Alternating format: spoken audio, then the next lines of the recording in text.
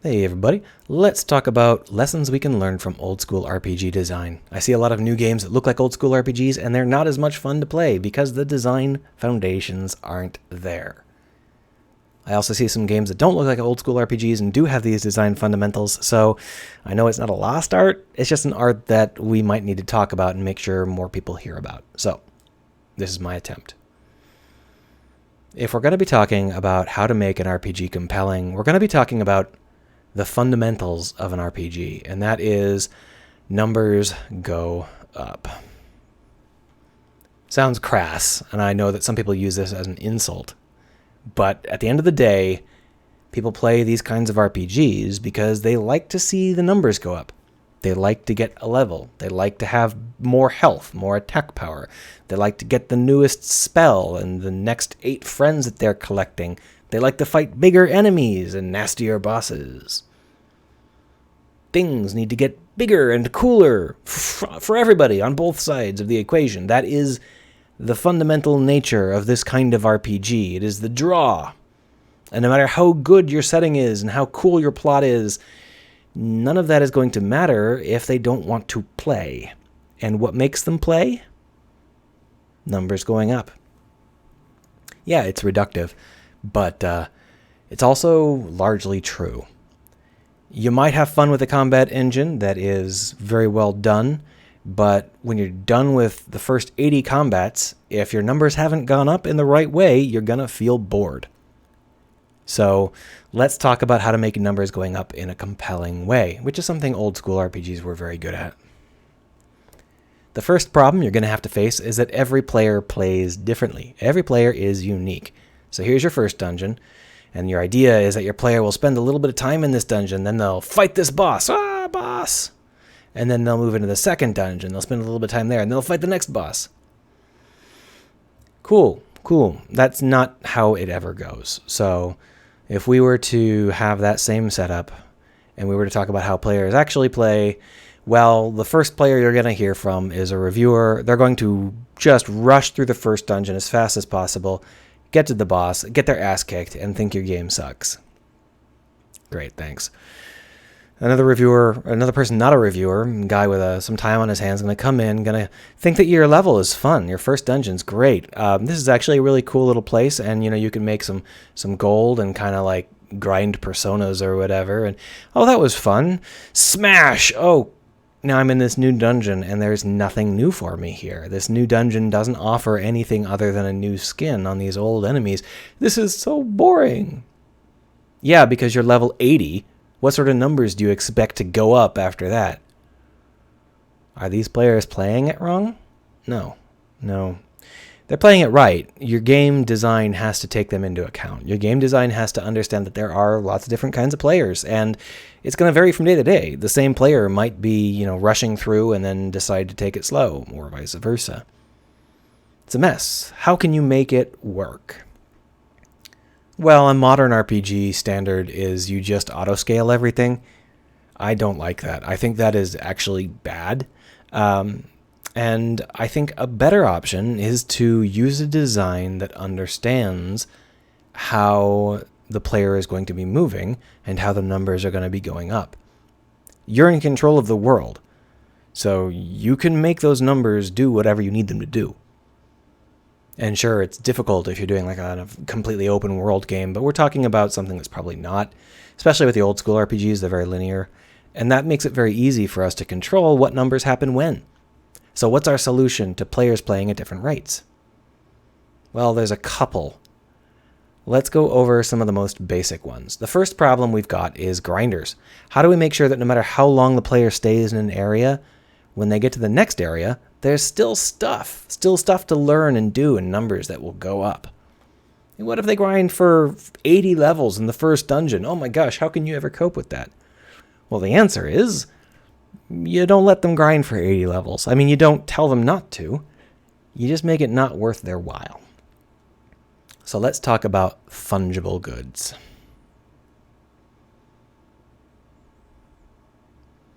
Fungibles are simply anything you earn that can be exchanged for something else. Normally, this is gold and XP.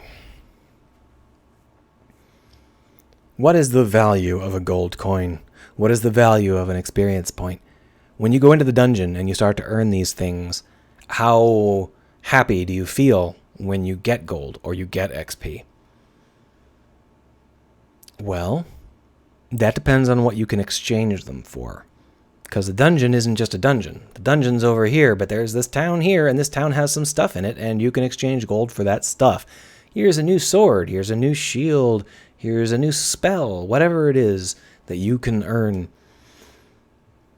How much is that gold worth? Well, how good are these new pieces of gear? Do they make some numbers go up? So here is the real trick here. This judgment is not linear. You're going to get gold at a linear rate. You're going to go into the dungeon, you're going to grind for gold, you're going to get the same amount of gold because it's the same enemies and the same layout. But when you go back to town and you have to spend your gold, the gold is not going to be worth the same thing every visit because you will have already picked all the low-hanging fruit. You walk into town with your paladin and you're like, oh, my paladin, kind of vulnerable, not great in combat right now. Let's go ahead and beef him up with a shield. Let's buy that shield because it's got the best, defense to gold point ratio. So you buy the shield, and now there's a lot less pressure to upgrade that paladin again because you've already got the biggest chunk that you can get. Yeah, you can go and you can buy him a better helmet or better boots or whatever, but those are not as important. They're not as critical.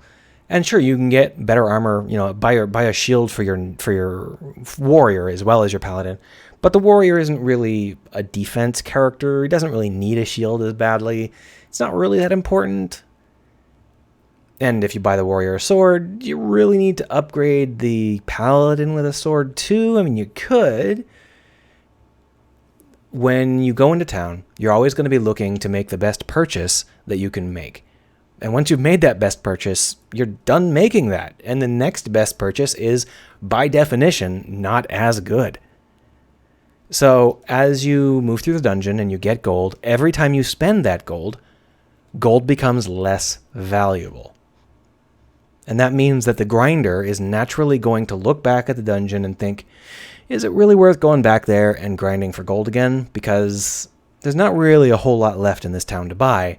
Do I really want to max everything out? Do I really want to buy another helmet? I mean, the next town's probably going to have better helmets anyway, right? And at some point, they're going to feel satisfied that they've made enough gold. They're going to stop, and they're going to move on to the next part of the game. So the goal here is that you use fungible goods to meter your slowest players. You are telling them, yeah, you can play as long as you want, but these goods you're getting can only be exchanged for this particular set of things, and at some point you're going to run out of things. So, you're going to eventually feel satisfied and stop grinding. And in that way, you're controlling how powerful they can get, because they can't get the next level of gear. It doesn't exist. XP is similar. XP can only be spent on levels, usually, but every level you get costs more XP. Plus, it's not like every level is twice as good. Once you have 10 levels, the 11th level is not that much better. Once you've got 80 levels, the 81st is definitely not that much better. So the value of the XP goes down as you buy new levels, because not only are the levels getting less important, but their cost is going up. Now, obviously, you have to recalibrate these in every chunk of the game. When you move into the next stage, you need the gold and the XP to be valuable again, at least to some extent.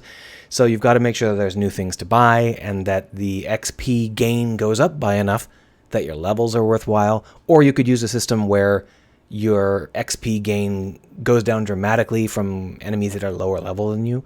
Either way, you want that XP gain to go up in the next dungeon, because these fungibles need to be reset in every chunk of the game. They don't need to be completely reset. It's not like someone who's earned all of the things in the previous level needs to think, oh gosh, a whole bunch of new things to earn. It's fine if they go into the second town. If they bought everything in the first town, they go into the second town and they think, I can take or leave these upgrades. Maybe I'll just get one of these swords and move on. That's fine. You don't have to make the gold make, their eyes don't have to sparkle at the idea of new things to buy just yet. But the level after that, they're going to realize that now there are some new things to buy in this third down. And these things are worth buying, and maybe we should grind for gold again. And that's the basics of fungibles.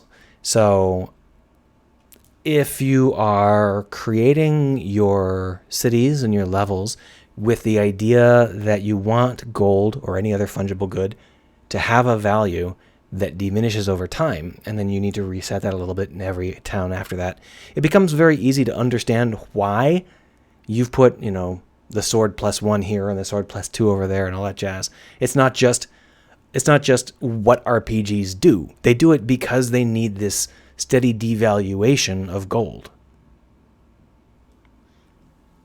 Of course, fungibles aren't the only way to control how fast a player plays or respond to how fast a player plays. There are also things that get used up as you discover them. So we're going to call these discoveries. They fall into a couple of different categories. But the basic idea here is that we're only talking about discoveries that make your numbers go up. We're not talking about, say, oh, this view is so beautiful, or, oh, this is such a cool plot twist. We're only talking about things that make your numbers go up. One of the major categories of discoveries is what I'm going to call progress discoveries, or progression discoveries, however you want to call it. Progression discoveries are things that the player is almost certainly not going to miss. And the reason they exist is because a lot of players are going to be playing as fast as possible. And you don't want them to get to the boss and just die. So you put treasure chests that are very easy to find. You have people in town who will just give you stuff or whatever, right? You don't want to wait for them to buy the next sword. Just give them the next sword. They need the next sword to beat the boss, to have a stand-up chance against the boss. If they're going through and they're only level 4 in this level 8 dungeon, and they're obviously not grinding for loot, just give them some loot so that their power level goes up, their numbers go up, enough to continue progressing in the game.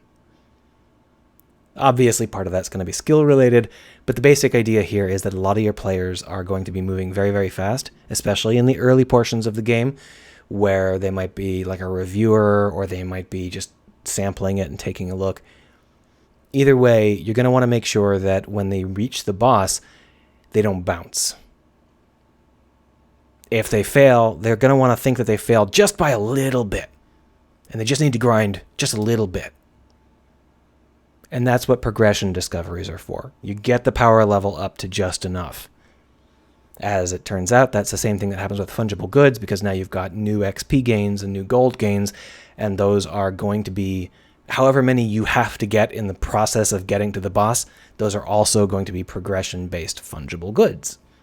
So you want those to also cover the cost of upgrading. That's why some of the treasure chests have gold in them, or XP in them, because those can be exchanged for whatever the player might think they need in order to beat the boss.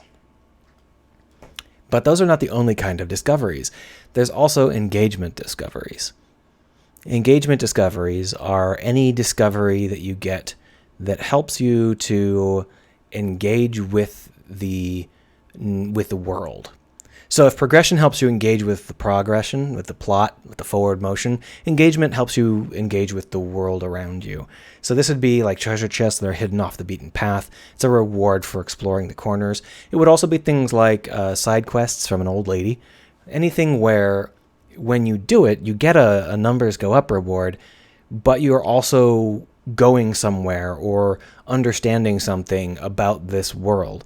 And it's really a reward for engaging with the world rather than just a reward for wasting time. And that's really critical here. There's a lot of things where a lot of people who create side quests that are annoying on purpose, and I don't think that's the right approach to take most of the time. I think that you want your side quests to help you engage with the world. You want them to be a reward for seeing more of what this world is like. And that's what these are great for. There are also a few other kinds of goods, and I think that the last one I want to discuss in detail is going to be non-fungible non-discoveries, which we're just going to call loot. Loot is simply anything that is something specific, but you can get as much of it as you want. Like, oh, you can grind for health potions here because these guys drop health potions. Or you can grind for health potions because every time you visit the dungeon, there's 3 new ones in this particular spot or whatever. Loot normally makes your numbers go up only in very specific circumstances. Like, oh, loot might be the last city's purchasable goods. Like, if you could buy swords in the last city, then you can get the swords in the next city for free as loot if you grind long enough. Some loot is easy to get, like just goods that you might scrap or use in crafting. Some loot is a little bit more challenging to get. For example, you might get like level up stones, or I guess we should call them skill stones, which have a specific thing they accomplish. And you collect these things and you try and figure out, I want to do this with them, or I want to do that with them. I need to craft something and I need like 8 gold doubloons to do it. So the gold doubloons are, well, let's call them doubloons rather than gold. They're not cash. They're an important crafting good that I want in order to get some thing that can only be crafted in this town or whatever. Some of the loot is going to be excruciatingly rare, like, oh, I got a Genji glove. But some of the loot is going to be really common, and it's all going to be between the two, So here's the thing about loot. When you're grinding, you want to be able to grind for loot. You don't necessarily want to be guaranteed the loot that you're grinding for, but you want to understand how to get it. So if you're searching for the lightning materia, you need to be able to understand that it will drop from, the demon cloud monster. If you're looking for skill gems, you want to understand that you have to kill off necromancers. If you're looking for Genji glove stuff, you want to understand that it's like a 0.01% drop on a giant dinosaur creature. Because of this, you want to make sure that where the player goes and engages in their grind fests have different loot categories. You don't want your dungeon to just be a giant mishmash of every possible enemy, because the player won't really feel like they can grind very convincingly. They won't really feel like there is a reason to grind here as opposed to there, because all the loot's the same. That's why, in general, old school RPGs have different tiers of, every layer of the dungeon is going to have different enemies on it. There will be particular spots where there will be, really, really hard enemies that spawn, or specific rare enemies. Or you might go into the town and spend some of your hard-earned gold on like an enemy lure, something like that. These are all things that you use to try and grind loot. Grindable loot is great, but you have to be very careful not to make it permanently rewarding. Just like fungible goods, the loot you get needs to become less important as you get it. There can't be a high value on the 100th doubloon you find or the 15th Genji glove. At some point, you've got what you came to get, and that's all you needed. And generally, that's going to be 2. 2 is a really good number for these because you get one on accident, and then you want another one. So, just in general, 2. For certain kinds of loot where you're trying to encourage grinding, or they're common, you might be like, oh, you need 8 wooden planks to craft this, or you need 15 doubloons. And the idea there is that the player is going to get that while grinding other things. That's fine. Those are kind of secondary rewards. But for the core, like, I really want this, you never want to have the player want more of it after they've gotten some. It has to become valueless the instant they get it. Well, they have it, and they can use it, and then they don't need any more. These basic methods of planning out the numbers go upness all rely on an understanding that the player is sometimes going to want to grind and sometimes not going to want to grind. Sometimes they're going to find something that appeals to them, and sometimes they're not. And a big part of that is not just how these numbers are delivered mechanically, but also how they're delivered in terms of the narrative. So if we talk about fungibles, discoveries, and loot, we're also going to need to talk about how the numbers go up in the story. And this is an important thing that sometimes doesn't get brought up enough. There need to be some anchors that you can see change, that you can see how things change against these anchors. And it's generally going to be a couple of different approaches here, and we can see these in some old school RPGs. One of the ideas is you've got the wharf. The wharf is a character that is really strong in Town 2 and really weak in Town 3. And the idea here is that you can see the progression of the stakes by seeing Worf get beat up, which is the Star Trek The Next Generation staple. So this might be an ally, it might be an enemy, it might be a nation state. Whatever it is, you're moving on by pointing out that whatever was dangerous in the last part of the game is not so dangerous here. There's new dangers that are more dangerous. So if your characters were getting their ass kicked by the poison wolves in Town 2, in Town 3 they might find out that the poison wolves are considered a daily food that the local people hunt and eat. Obviously, this feels a little silly at the extremes, but that's never stopped anybody. You might wonder how a town of villagers can survive next to the Demon King's Tower of Death that exudes dragons, and if you take a step onto it, a giant mech stomps on you. But they never seem to have a hard time with it, and so that's fine.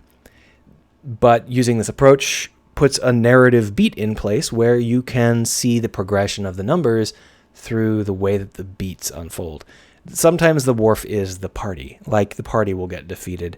This is also very valuable. You want to kind of mix up your wharfs. You want to have a lot of different wharfs, because if the same thing gets beat up all the time, if it's a repeating pattern, it gets really pretty dull. And this is something you can see if you look back on a game like Final Fantasy VI, for example. And you see that different sorts of things feel weak at different times of the game. So first you might find that you feel weak because you fainted, but you had cool magic before. And then you find that the thief that saved you feels cool for a while, then feels weak. And then you're like, oh, Magitech armor, it was really cool, but now it's obviously weak. And you progress through the game, and then the world gets blown up. And after that, you continue to feel like stuff's getting beat up, and things are getting more and more dangerous.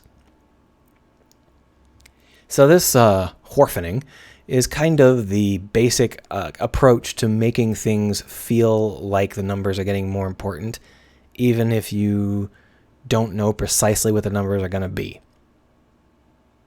But the key here is you have to give the player something that they want to fight or escape or do something with.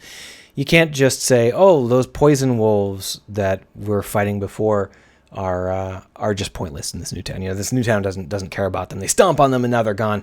You need to kind of link it into the story. So yeah, you might find out that the locals eat poison wolves as kind of a daily staple, but you're also going to find out that the Wolf Queen is not taking too kindly to that, and there is just a crap ton of these new badass wolves that are kind of taking it hard, and they're coming towards the town. And see, you link it back in. So I think that that's probably the best way to show the numbers going up, but there are also going to be considerations that you need to take that are more straightforward, which we can call FX spam. Basically, as you become more powerful, you need to look more powerful, and this is true of enemies as well. This isn't necessarily like becoming bulkier. It's more or less the particle effects that are used when you're casting magic or whatever, right? And in modern times, this is like, oh yeah, I'm a warrior, and for some reason my warrior's 3rd level slash is this thing where I teleport around the field, making these 45-foot wide slashes with my sword. It's not considered magic, of course. No, it's just warrior skill. But it's really fun to look at, and it's fun to see. And because of that, it's going to be something where the player feels a reward for having gotten this far. Oh, I got the new fire spell, and whew, it actually looks cool. It's not just a higher number. I can feel the higher number because on the screen it goes pow. Speaking of which, you're also going to want to vary your numbers. We'll call it vary functioning.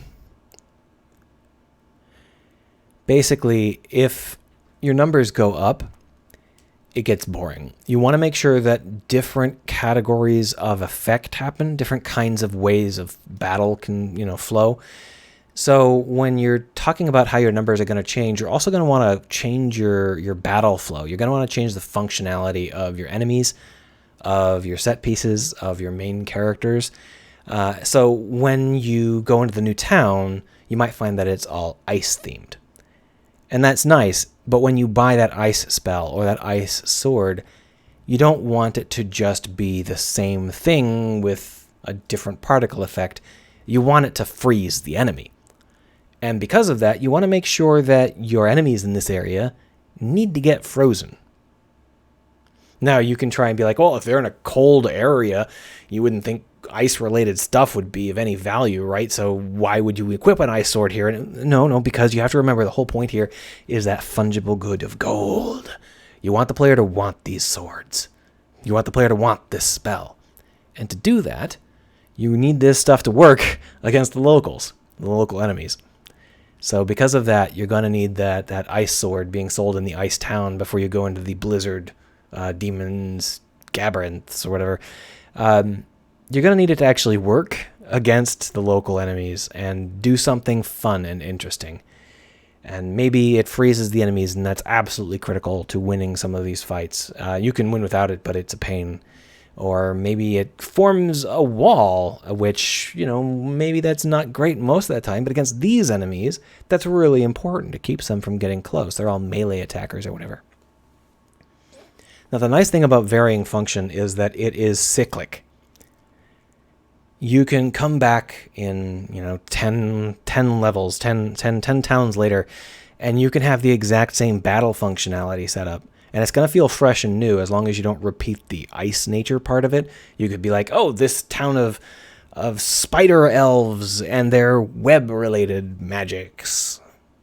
Same basic battle functionality, but a new skin at a different time, long after they have given up on the weapons they used to use because the numbers went up and these old weapons are no good anymore. Now, there's a lot of stuff here. We could go on and on and on and on about this, but I just wanted to make sure that people understood that there are some understood frameworks for making numbers go up in a compelling way. You not only have to choose what numbers are available when, you also have to present them in a way that makes the player care. And that's about the nature of it. Hope this was fun.